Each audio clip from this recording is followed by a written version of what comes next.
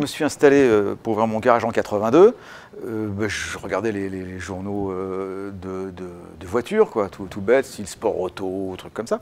Et il y avait des photos de la DeLorean. Je voyais ce type-là qui avait été vice-président de General Motors, qui fondait sa propre compagnie avec une voiture dite entre guillemets révolutionnaire. Et le concept de voiture inox avec des portes papillons et tout ça, j'étais assez séduit de ça. Et donc j'ai assisté à l'avènement de ce gars-là, son installation, son usine à Dunmurry en Irlande, et puis à sa chute où il a été plus ou moins impliqué dans un trafic de drogue à la fin, dans les années 82, parce qu'il avait besoin il est tombé en plein crack du pétrole, et à partir de ce moment-là, il essayait de réinjecter des sous dans sa société. Il s'est fait avoir un petit peu dans un marché un peu bizarroïde, il était un peu mégalo aussi, mais le type était assez séduisant, hein. C'est un type un peu genre Monsieur Phelps, première génération de Mission Impossible, quoi. Voilà, un type un peu grand,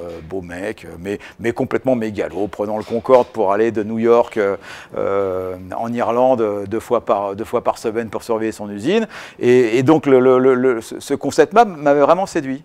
En plus, l'engineering avait été finalisé par Colin Chapman de chez Lotus, donc c'était vraiment une bagnole assez rigolote. Elle est sister ship de la Lotus Esprit série 1, c'est-à-dire que les deux ont été construites en même temps, elles ont le même dessinateur, et c'est des lignes un peu futuristes, mais c'est surtout le concept inox de voiture non peinte qui m'avait séduit. Et puis quand il s'est cassé la figure, quand il y a eu la faillite et qu'il a été mis en prison pendant 3 mois, et après il a réussi à prouver que c'était un coup monté un peu par la jalousie des grands groupes américains qui étaient assez fâchés que ce petit DeLorean-là ait réussi quand même à construire une voiture qui était assez saisissante, quoi.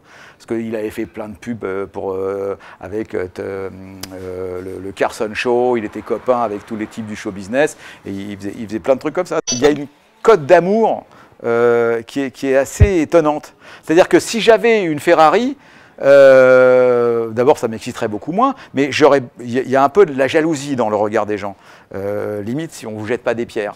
À part les anciennes, mais une Ferrari moderne, il y a un peu de la jalousie. En France, je parle. Hein. Alors qu'avec cette voiture-là, les gens, ils sourient quand ils voient la voiture.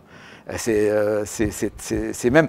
À la limite, ils sont tellement contents d'en voir une qu'ils se rapprochent très près quand vous conduisez. C'est limite dangereux parce qu'ils vous filment et des fois sur l'autoroute, ils sortent. Maintenant qu'ils ont tous... Alors il y a une nouvelle mode maintenant, c'est les smartphones. Tout le monde a sa petite caméra embarquée. Donc, et là, ils conduisent plus, ils vous filment comme ça.